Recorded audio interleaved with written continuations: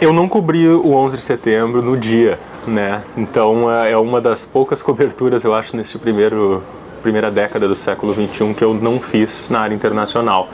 Então foi um prazer ter ido, porque eu sei que é um pouco chavão, mas o 11 de setembro mudou sim o mundo, mudou as relações entre o Ocidente e o Oriente.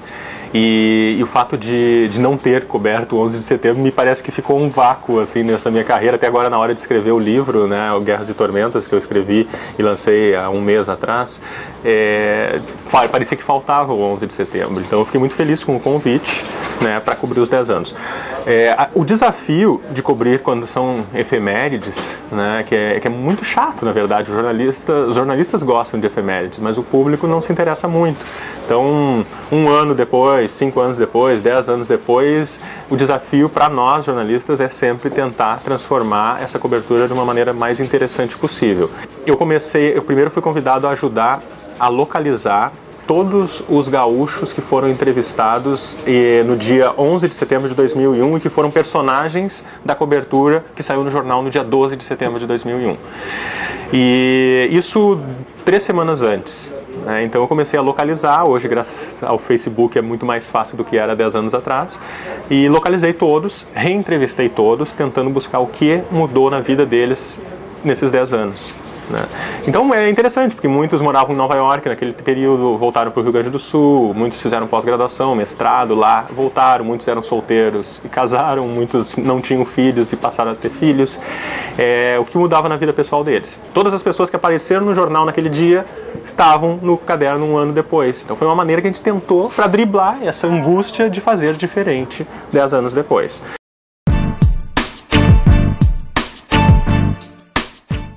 Nisso eu viajei na quarta, cheguei lá na quinta e produzi um material especial para sábado, domingo e segunda. Foi uma cobertura pontual, né? Não foi uma grande cobertura assim, do ponto de vista de dificuldades logísticas. Tinha uma data para acontecer, era em Nova York, onde tem internet, né? Não era no Haiti, como a gente tem problemas. Então ela tinha uma data para acontecer. Ela foi uma cobertura histórica, assim. Eu acho que, de certa forma, mostra o que mudou no mundo nesses 10 anos. E esse eu acho que é o principal desafio. E por isso é bom que tenha um jornalista preparado nesse tipo de cobertura, porque não adianta simplesmente ir lá e narrar que Nova York está sob toque de ameaça de atentado e tal. Isso é o factual, mas tem que entender, o jornalista que é encarregado desse tipo de cobertura tem que entender o que aquela data representava nesses 10 anos. E aí tu tem a falência do governo Bush, tu tem a eleição do primeiro negro da história dos Estados Unidos, tu teve 2 guerras que muito colaboraram para a crise econômica que os Estados Unidos enfrentam. Então tem todo um contexto por trás, que dizer simplesmente que o mundo mudou é muito fácil. Tem uma questão que se tornou muito mais difícil viajar, por exemplo. Hoje tu tem os direitos individuais praticamente anulados quando tu entra num avião ou no aeroporto mesmo, com revistas, tem que tirar sapato, tem que tirar cinto, tem que chegar a ser um abuso de autoridade. Então todos esses contornos assim fazem parte da cobertura e não apenas o dia só, né?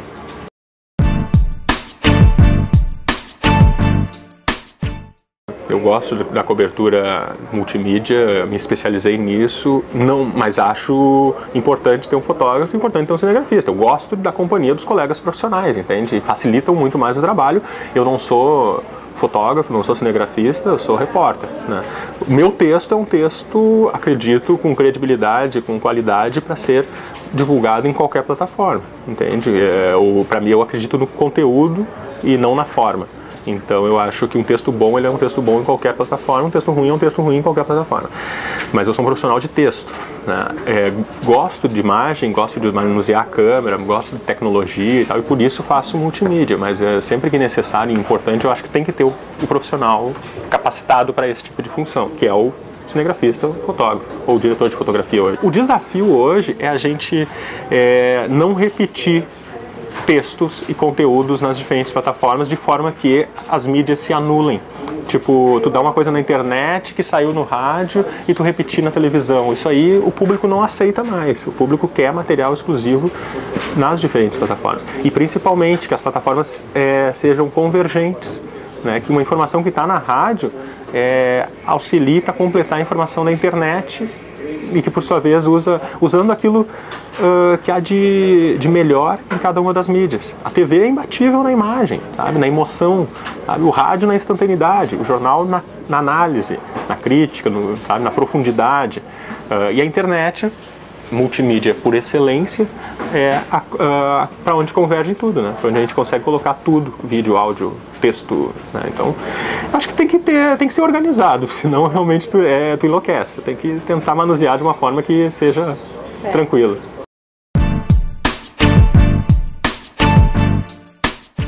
Foi uma marca, um período que marcou o inconsciente dos Estados Unidos e que ficou como herança esse medo. As pessoas realmente têm medo que aconteça alguma coisa. E aí na véspera do 11 de setembro, no domingo, no sábado para domingo, nossa, a cidade completamente cheia de policiais, revistando pessoas, né? Um temor muito grande. Eu acho que essa é a principal herança.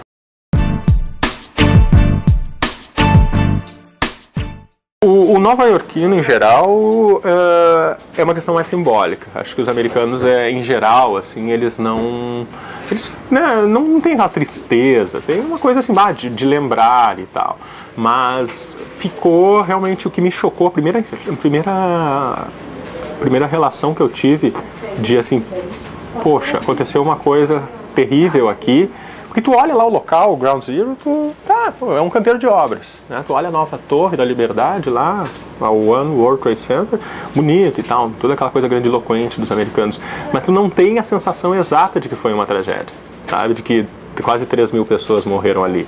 Então a sensação que eu tive de esse choque é quando eu estava próximo eu estava gravando uma reportagem para o Jornal do Almoço e eu estava próximo a uma parede onde tem os nomes dos 300 bombeiros que morreram, né? E fica próximo ao Ground Zero, foi a primeira equipe que chegou quando aconteceu o atentado. E ali tem os nomes, e eu gravando e tal, e daqui a pouco eu vejo uma mulher agachada com um buquê de flores e passando a mão no nome, assim, como se ela estivesse acariciando o rosto do marido, do filho, não sei. E claro, aquilo atrai um monte de fotógrafo, porque é uma cena diferente e tal. Só que aí tu cai na real de que 3 mil pessoas morreram ali. Então, uma outra cena, no próprio 11 de setembro, as pessoas que foram pro memorial, né, levaram um pedaço de papel e ficaram passando giz de cera ou lápis para ficar sob o relevo o nome e levar aquele papel para casa como uma recordação, porque a gente tem que lembrar que muitas pessoas não tiveram o corpo para velar, né?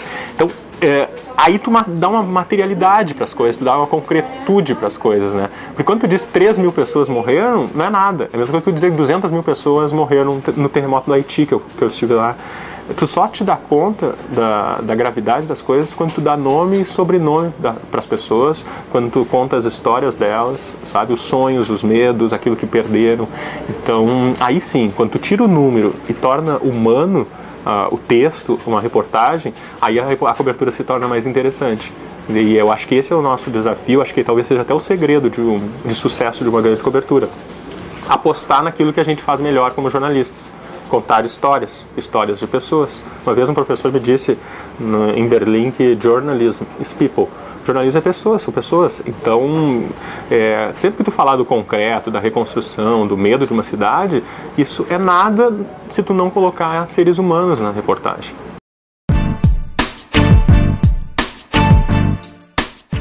Há uma tendência nas universidades que formam os jornalistas a uma acomodação. Acho que os jornalistas hoje da nova geração saem muito acomodados das faculdades. Mas é claro, há exceções, assim como há exceções no mercado de trabalho, onde há muitos jornalistas também que não têm uma vontade ainda, assim, sabe? Eu acho, com perdão da palavra, acho que jornalismo se faz com tesão, com paixão.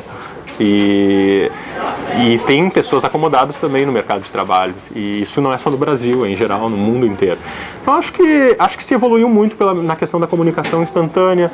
Acho que a internet hoje faz com que as pessoas se obriguem a fazer um jornalismo diferenciado também. E principalmente hoje as mídias sociais acabaram com a arrogância do jornalista que achava que a comunicação se dava a partir dele para um público. Hoje a comunicação se dá nos dois sentidos. Eu acho que enquanto a imprensa não acreditar nisso ou não se der conta disso, vai perder leitores que hoje com as mídias sociais tu não tem como... era muito fácil antes do jornalista de contar uma coisa e o público aceitar. Hoje o público, né, dá o retorno imediato. Desmente, critica, questiona, colabora principalmente, né? Acho que ela veio para colaborar, para acabar com a arrogância dos jornalistas que achavam que a comunicação era uma via de mão única.